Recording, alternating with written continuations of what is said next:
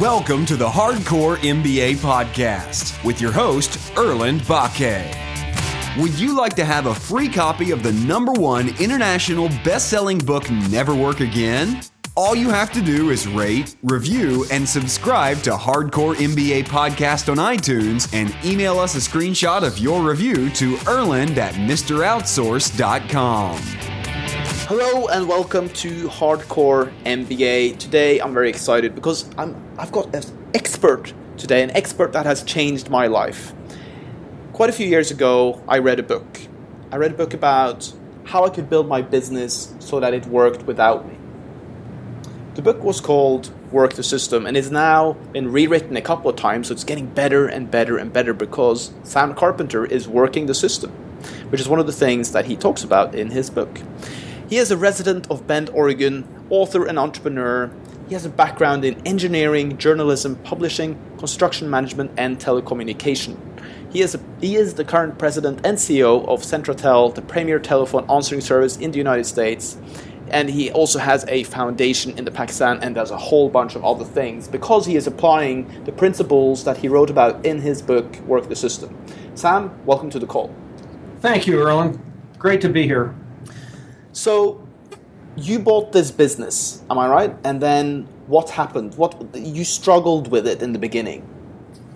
Well, interestingly enough, I've had this business for 30 years, and the first 15 years were a nightmare of fire killing, long 80 to 100-hour work weeks, no kidding, for a decade and a half. I had single custody. I was a custodial parent of my two kids, little kids. My life was a nightmare, and so was theirs. I did manage to spend enough time with them, but boy, I spent a lot of time at work, and they spent a lot of time at work with me. And they went off to college, and I had a crisis, a money crisis, and I was exhausted, physically destroyed, and I had an epiphany in the middle of the night and turned it all around instantly. And that was 16 years ago, 1-6. So about halfway through my tenure with this business, Centratel, this call center, I had a change in viewpoint on life in general, almost a metaphysical thing. And at that point, my life turned around, and I applied that, actually that more accurate vision of how the world works. From that moment on, it changed everything, and I continue to apply it today, pretty much unchanged. How does the world work? Well, our lives are collections of separate systems. And most people go through the day without thinking about it either way, but they see their lives as what I like to say is collections of sights, sounds, and events, a swirling, confused mass, and it's a fight for survival. We do a lot of consulting and coaching here, and that's how most businesses operate. They're not structured. The owner has some success, makes some sales, but the more the company grows, the more chaotic it gets because there's no set up systems to handle the things that come along. There's no set up processes that are kind of cast in concrete to take care of things. And so the owner, and what happened to me was the owner gets very, very good at handling a lot of different things, but the business doesn't grow. And it's almost a heroic stance to take that you can fix a computer, you can hire somebody, you can do a sales presentation, you can get in front of a group of people and sound really good. You're gregarious, you got a high IQ, and everything seems to be wonderful, except your life is a nightmare, and you can't grow. And you don't grow, because all you're doing is killing fires. As Michael Gerber says, of course, you need to work on your business and not in your business, and that's what I was doing. And what I did realize after that night, I had that epiphany. I came down to the office and I said to my managers, we're going to lose this business within a week. We're not going to be able to make the next payroll, but I want to try something new. I want to look at this business as a collection of separate systems. And they're going, what? What are you talking about? I said, look, what does answering the phone at the front desk have to do with putting the payroll together? And what does the payroll have to do with how we handle calls? And how does how we handle calls have to do with the copier or the break room? We're going to isolate it. In fact, right now, I said to my two managers at that time, I only had about 12 people at that time. I said, what is our biggest problem? And they said, well, it happens to be the deposit procedure at the bank. And I won't go into that. It's all in my book. And the book, by the way, is Work the System, The Simple Mechanics of Making More and Working Less, which is in its 3rd edition. But in the book, I describe how we fixed that process that was a real problem for us, but we couldn't really see it as the biggest problem until we saw it as a separate process. That process of getting money in the front door and up to the bank had nothing to do with any of the other dysfunctional processes we had. And so what we did was we documented that process, how it was supposed to be. And I remember it was 53 separate steps. Number 1, you take the envelopes, you put them on your desk. Number 2, you open the envelopes. Number 3, you take the checks out. Number 4, you open the software, et cetera, et cetera. And the three of us put our heads together, kind of a bottoms-up strategy that we still use today. And my staff, managers and frontline people, create the written documentation. And up until that point, for 15 years, I had been part of doing the deposit every day. And I was spending about 6 hours a week putting the deposit together. And it was and from that point forward, Erlend, I haven't done the deposit since in the last 16 years. And that's an illustration of what we did with every process in the business. And there was about 400 of them, documented, analyzed, and to this day we do nothing but work on processes and systems. And every time a problem comes up, that sends us back to the process that contains that particular problem, and we tweak the process so that problem never happens again. We just don't have problems. We don't have fire killing. All we do is work on the processes all day long. And in fact, that stretches out into health and relationships and everything, because the truth is, as I said at the beginning, this is a more accurate way of seeing life as a collection of separate systems, because that's what life is a collection of separate systems. And this comes from the 60s, this idea, we're all connected, we're all one. Yeah, great. On an atomic level, that's true. But in the real world, it screws up a lot of lives. If we think our IQ is going to make the difference, or our educational background, or who we know, or even how hard we work, that's a mistake. Those are attributes. What matters is you see your business as a separate machine full of separate processes inside, and only in that viewpoint can you correct the dysfunctional systems that are there and make all the systems super efficient. And that's how I run my life. Every part of my life is exactly what I want it to be, because that happens to be a more accurate representation of how life is. That's it in a nutshell. So it's interesting, you said that you actually had your staff make the system. Is that right? Yes, I worked with them as the manager, and we still do it to this day. So right now, if we have a new process that comes up, they will bring it to me and I will okay it if I need to. And they know when they need to bring something to me or not. But 90% of the systems tweaks that we do to existing systems, and really probably 50% of the new systems we introduce, I don't have anything to do with, because they do it themselves. It's a bottom-up structure. And our very front-line people start many of these process tweaks that we have. In fact, the majority of them are from our people who are dealing with customers, making the products, creating the services. We call it bottom-up. I actually, after reading your book, I gave it to my management team in my image editing company, and I said we need to make these different things. We need a strategic objective for the business. We need general operating principles, and we need working procedures. And I said, you guys have to make it, and then I will go through it. So I guess my question here is, at what point do you start making these things? So let's say you're starting out in business, and you're not 100%. You haven't tested and tried all the procedures, so you haven't fine-tuned them. So my question is, at what point do you start putting these things in place? Well, you're right about, the startup. You can't really do it on a startup. You've got to go through kind of a turmoil to determine what works and what doesn't work. And so what I tell people, it might take a few weeks, it might take a couple of months till you figure out exactly how you're going to do things. You can't get bogged down in documentation in the very beginning stages of a startup, except for the strategic objective and the general operating principles. But the working procedures, which are the bulk of the documentation on an ongoing basis, need to wait a little while. But there's kind of two ways to start deciding what to document first. And one of them is, what do you do most consistently over and over and over? What's the recurring thing you do over and over and over again in your startup or in your new business? And that's one way to do it. And then the other way, which is quite compatible, is what is your biggest problem in your new business? What is the thing that keeps getting screwed up? So you isolate that process, whatever it is, and you work on it and you tweak it, and it's amazing once you put things down on paper. Boring but true. Once you start putting things down on paper, everything starts to make sense.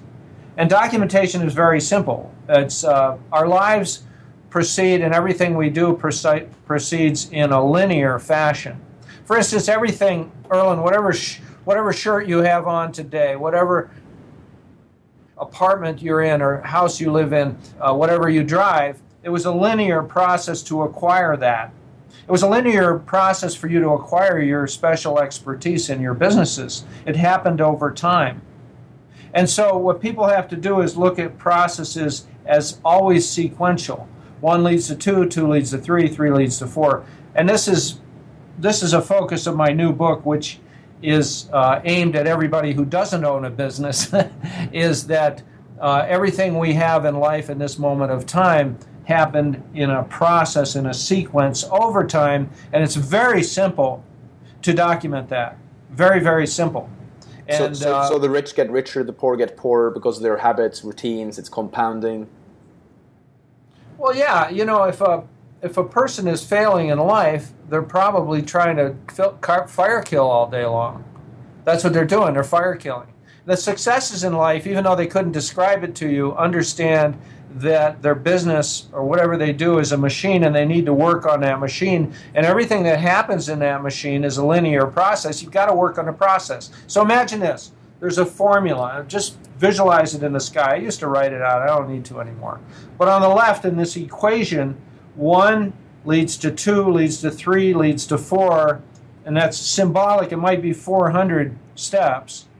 And then, so you have 1 leads to 2, 2 leads to 3, 3 leads to 4 equals, and over on the right side, what you get is a result. And most people spend their time over on the right side of the equation trying to fix the horrible results due to the mismanaged 1, 2, 3, 4 part of the equation over on the left, right? So the people that are successful understand they need to spend their time, they need to take a deep breath and do a lot of times the documentation and the evaluation of the formula, the left part of the formula. The results will take care of themselves. And that's all I do in my businesses. We're always on the side of the 1, 2, 3, 4 part of the equation. Of course, we've established direction and we have a set of rules and guidelines we use. Of course we do. But yeah, the poor people, the homeless people on the street are surviving. It's an extreme example. From moment to moment to survive and get along. And the Richard Bransons, the Oprah Winfreys, the Steve Jobs, the Bill Gates have always worked on the processes over on the left-hand side. And I know you get this because you're successful in what you do, but that's a good illustration for our listeners of the difference between seeing the world as a mishmash, as a colossal, swirling mass of sights, sounds, and events, and a very logical collection of systems. And I'll just add this quickly, is that 99.9% of everything works just fine. For instance, my business back at that time, everything was working pretty well.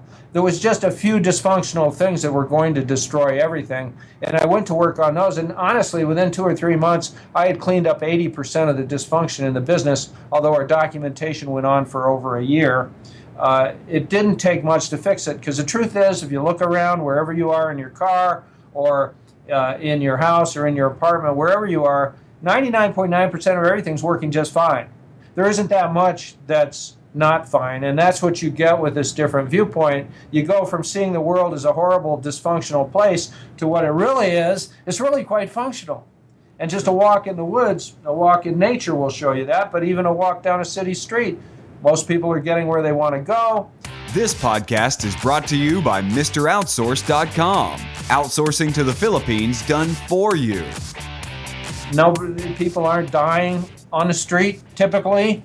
99.9% of it is wonderful. And I don't pretend to ignore the horrible problems that there are in the world. right now, and I could go through a whole list of them and all the tens of millions of people that have been killed due to tyranny.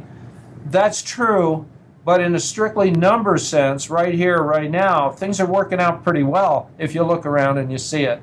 And so that gives you an invigoration, a positive attitude, and it's not what we would call over here in the United States a Pollyanna type of viewpoint. It's a very logical and truthful viewpoint. Things are working quite well. Look at this discussion we're having here and the complicated connection we have. You're in London, I'm in Bend, Oregon, on the west coast of the United States.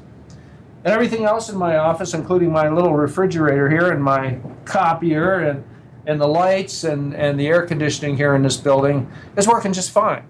And that's the reality of life, is most everything works fine. There isn't that much to fix.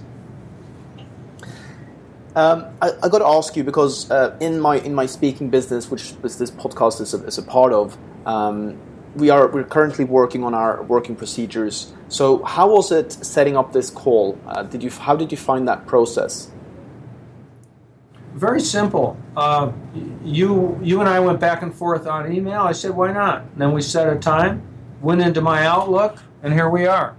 And I did it all myself. I don't need my assistant to set it up. I did it with you. I wanted to know more about you. Of course, I examined your website. I've skimmed through your book so far. I've got to read it, but I got to know you on my own.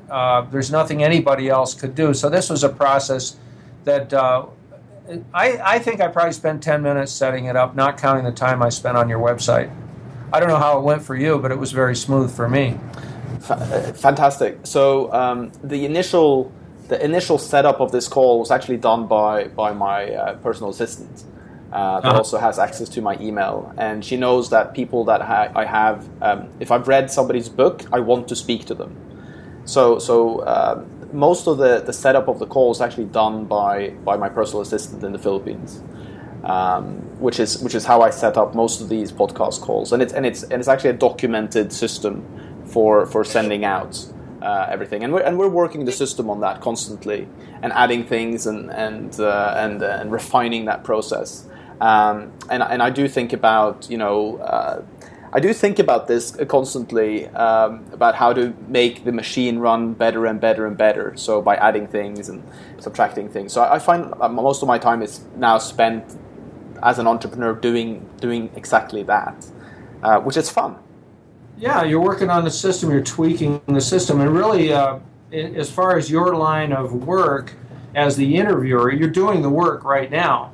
But you're not doing the other 90% that other people can do. Only you can do the interview properly, and only I can be interviewed properly. And so we're both doing our jobs right now, where most of the time we're managing our processes and our systems. And I'm sure you're the same way. I spend very little time doing the work. It's either automated, delegated, or I delete a lot of stuff that doesn't pay off. I really look at ROI for my time.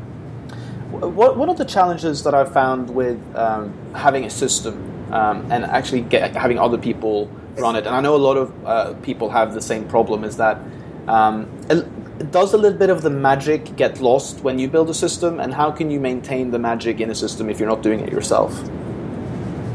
No, there's nothing better than building a machine. I'm building two separate ones right now. And enhancing a third one. It's just totally fun. It's completely entrepreneurial. And then we hire people to run the machines, and they always get a piece of the action. So everybody who works for me is rewarded for their performance. They get an hourly wage or a salary, but I'm quite generous in giving away profits that are made, and that makes them very excited, because the people who work for me make double or triple what they'd make in a similar job elsewhere in town. Okay, I always pay more, and so that keeps them excited. But it's always a part of the formula is to pay by performance. And of course, I just hover around and watch what's going on, and I have a meeting once in a while. That's about it. And then I move on to the next machine. And as we discussed, I'm building a machine in Romania right now, product development and social media and the call center. And so that's totally exciting. I'm getting my guys are coming over here. The guys and my lady are coming over here in September. They'll spend a month, and then I'll go back and spend as much time as I want. over there hanging out and checking on things and having fun. And that's the entrepreneur. That's the beautiful part of an entrepreneur's life if you're not working 80 hours a week, which is unfortunately how it works for most people because they don't take the time to document their processes and automate, delegate, and delete, as you know. I've actually had to reprioritize my work week because there are certain things that I find are really, really important in terms of making me perform at a higher level in business. So one thing is getting enough sleep. Another thing is like doing transcendental meditation twice a day. And the third thing is gym. And the fourth is actually like having some other type of hobby that I do with other people that is non-business related. Like those things are actually really, really important because when I'm doing them, I'm still thinking about my companies and my business and stuff. But I need that time off. Is that something that you've done as well, or? I can't add to that. I do all those things as well. All 5 of those things you listed. I think there were 5 there. And as we discussed before we started the interview, the exercise thing, and then which I do high-intensity workouts once a week and do a lot of aerobic stuff. The eating is critical. This podcast is brought to you by MrOutsource.com. Outsourcing to the Philippines done for you. You have to eat right. Man, you have to get enough sleep. I've got a blog post that people go to my website, which is workthesystem.com, and put in the search window sleep. I've got a pretty good post on sleep, and there's one in there on quitting caffeine. And you've got to intensively take care of the machine that's your body. And your body is a collection of processes. But what has your kidney got to do with your brain? You know what? Nothing. They're connected and they work together. I get that. But if you break your leg, you're not going to be taken to a dermatologist. Okay, so specialists in the medical field, and I recommend that people who are listening here start looking at your body rather than this big holistic, wonderful thing, which it is. You've got to take care of the pieces of it. The mental health, the nutrition part, the strength part. You've got to give your brain a rest at night, and you've got to get away from your work sometimes. You have to take a vacation. And it all works together to get this wonderfully holistic thing called a productive body and mind that's actually creating value in the world. And I'll just add this. If you're not adding value to the world, you're going to fail. You've got to add value to the people around you, or you're just not going to make it in the long term. And you can't do that if your body isn't functioning at 110%. No drugs, no alcohol, really. I've had a glass of wine in the last 18 months. That's it. I don't do drugs. I keep everything clean. And if a person can't get through the day without being bored and have to have a drink or do drugs, that's too bad. And you're not going to be working at peak performance. And I think the ultimate goal for everybody is includes this, is lots of money and lots of free time to do what you want, if you want to get right down to it. And then the relationships go along with that and everything else. But that's the goal for me, not to feel good every minute. I don't feel good every minute. Sometimes I do work long hours. Sometimes I get sick. So in terms of Centrotel, how many employees are there now? We're pushing 50 now. Okay. What are some of the key habits that you do with your staff in terms of like team building, town hall, other strategies? Not really strategies, but like other things that you do with the staff to maintain a good system. Well, we have a staff meeting once a week or once every other week just to put everybody together as a team. But that leads me into my highest recommendation is pay attention to your communications. So we have a very sophisticated way of communicating where we don't all have to be in the same place at the same time. One of the most powerful tools, very few people are using it, we call it EVM, and that's emailed voicemail. It's an ability to make a voice recording and send it over email. I sent one to the entire group.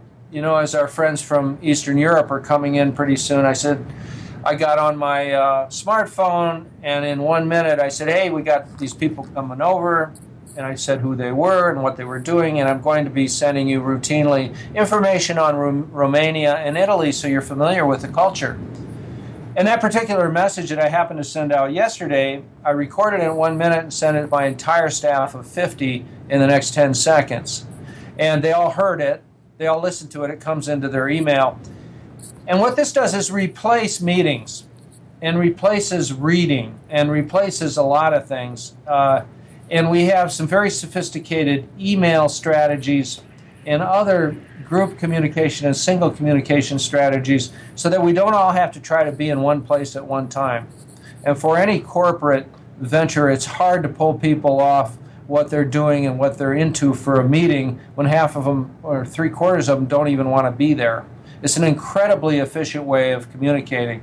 So that's what I'm really into. And I've been in telecommunications for 30 years, so naturally I would develop this.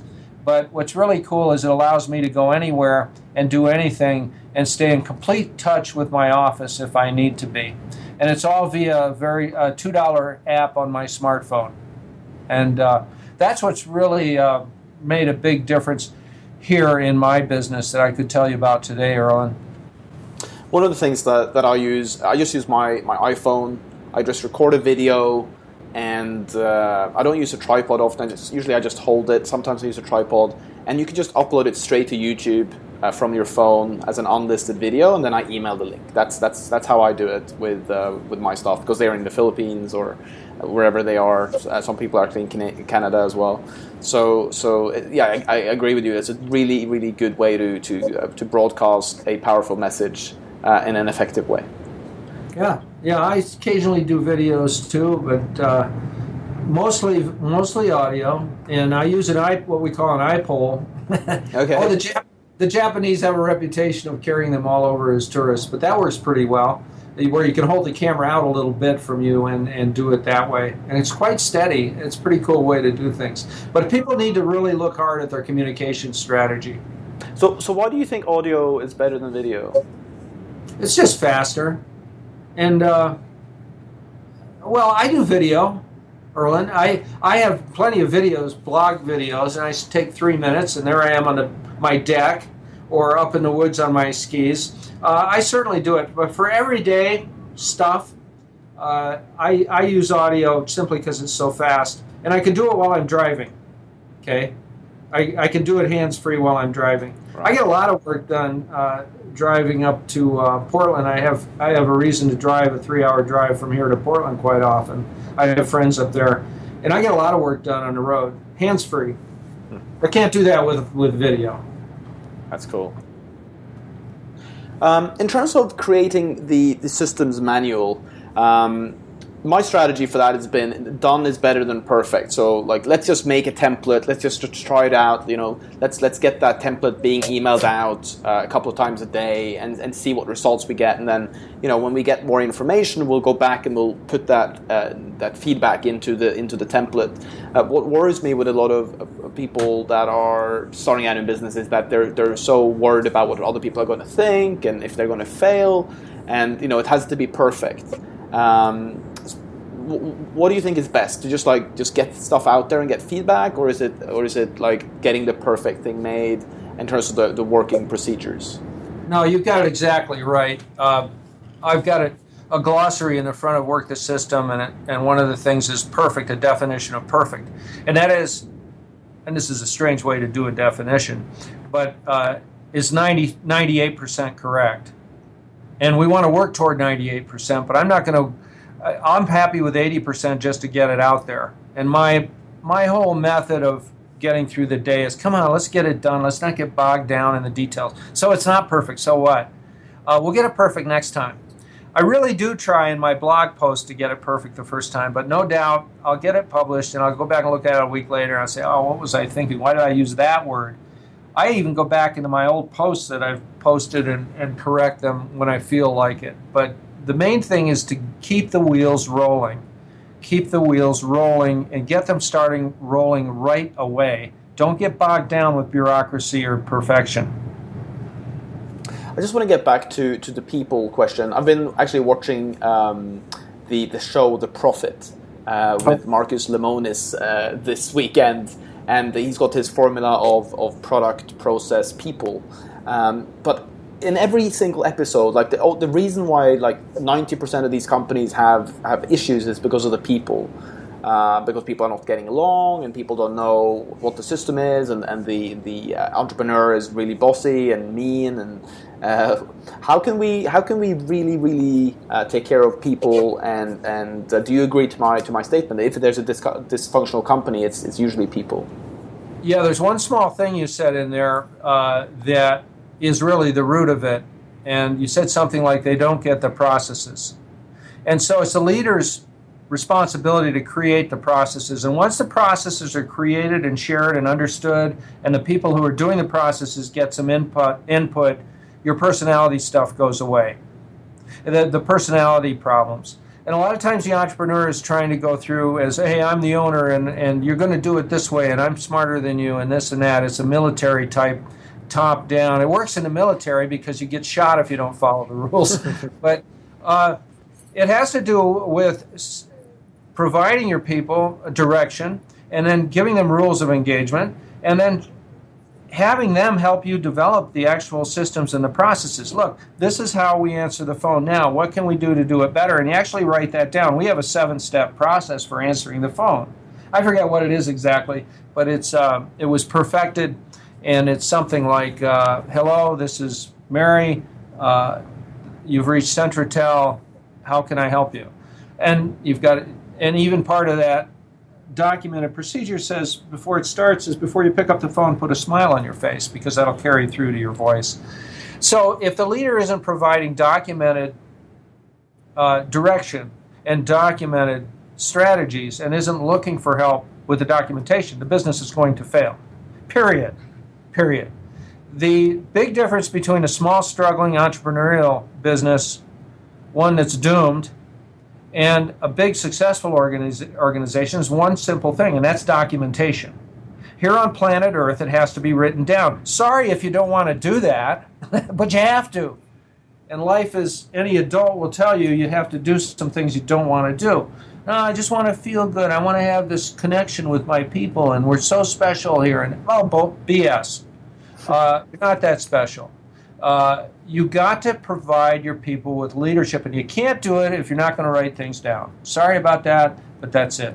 And again, the big difference is documentation. There's no big successful company out there that isn't documented to the hilt.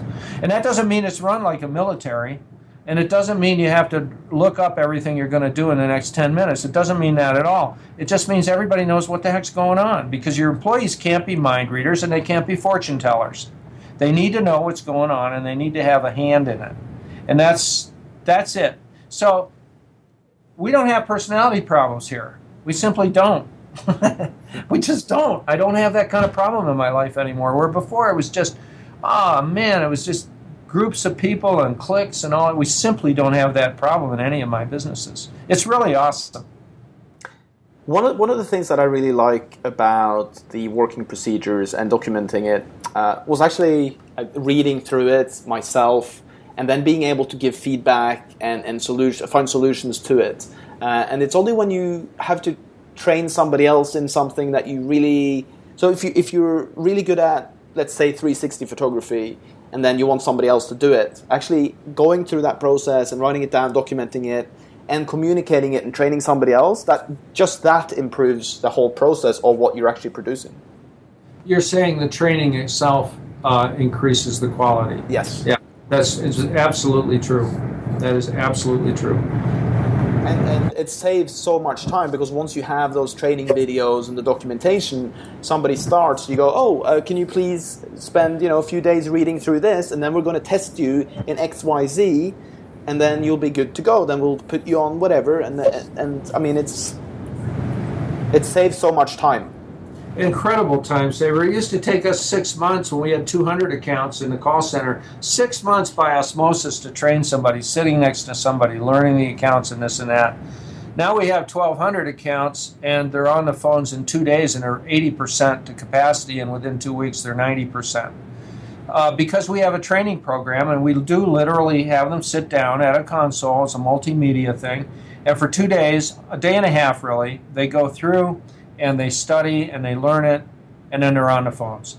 1.5 days versus 6 months. And how many people made it 6 months? Not very many, maybe 1 out of 5. They quit. We hardly ever have our hiring procedure is this regimented too. We hardly have a failure with that, and that's a good illustration. If you spend the time up front, okay, it took us 6 months to put the program together, one person, but the time savings are phenomenal, 10,000% for us. Got a few more questions here. I know you have to move on with your day. One thing is about Romania. You're saying it's the new Silicon Valley in Europe. You've started a company there. You're starting outsourcing there. Can you give us just a couple of benefits of doing that? Well, of course, salaries are very low over there. But what's beautiful is they don't want to hear about socialism. They want to hear about free enterprise. And so the government has made it possible for people like me to go into Romania and not be burdened with the rules and regulations, for instance, they have in Italy. You cannot start a business in Italy. It's run by the unions and run by the government. You simply can't. You can't fire people. You can't do anything. Romania is wide open. 16%, that's 16% flat tax. If you hire somebody who's never had a job before, maybe just come out of college, you don't pay the payroll tax. And the people are really, really excited about making something of themselves. When 25 years ago, everybody over 30 has a little bit of a jaundiced view, maybe 35 or 40, a little bit of a jaundiced view of how the world works. These young people have been opened up to free enterprise and are really excited about making something of themselves. You've never seen anything like it. It's how it used to be here in the United States. And it's a land of opportunity right now. And there's lots of companies going into Romania. It's the new India. What India was 30 years ago, 20, 30 years ago, it's Romania now. I should keep my mouth shut about that, probably. So what is your favorite book and why? Harry Brown, 1973, How I Found Freedom in an Unfree World. Magical book. And he updated it in 96.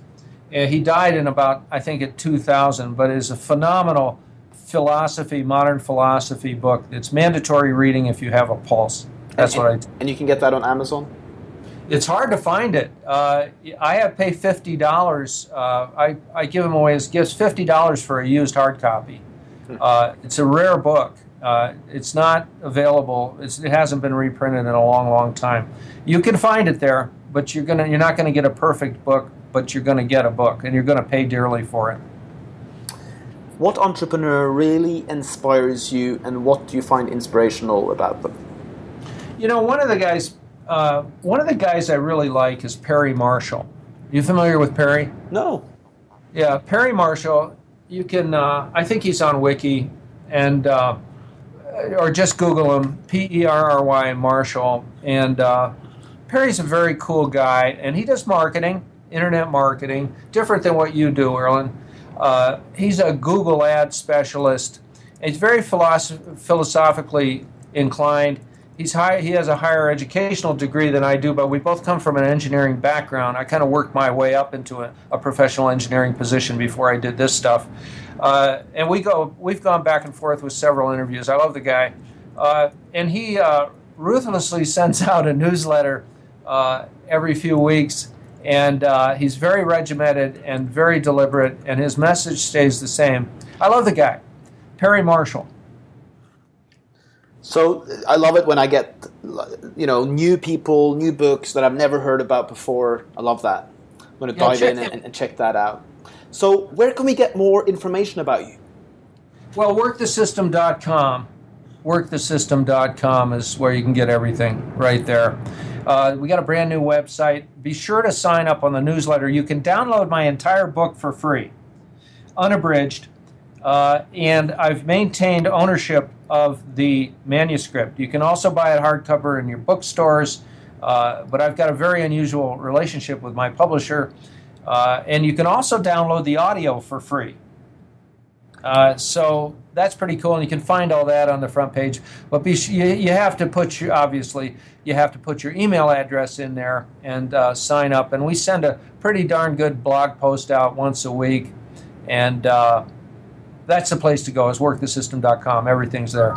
And that's what I did with my team, guys. I said, this is something that my team needs to learn and understand. So they got the book for free, signed up to the newsletter, and then it was implemented in my company, and that freed me up tremendously. So guys, go to workthesystem.com.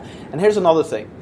If you read something and you like it, please, please, please always spend that 2-3 minutes writing a review, because reviews are incredibly difficult to get. So jump on Amazon.com, write your book review. It really helps the author. It helps, if you want their message to be spread out there, then do that.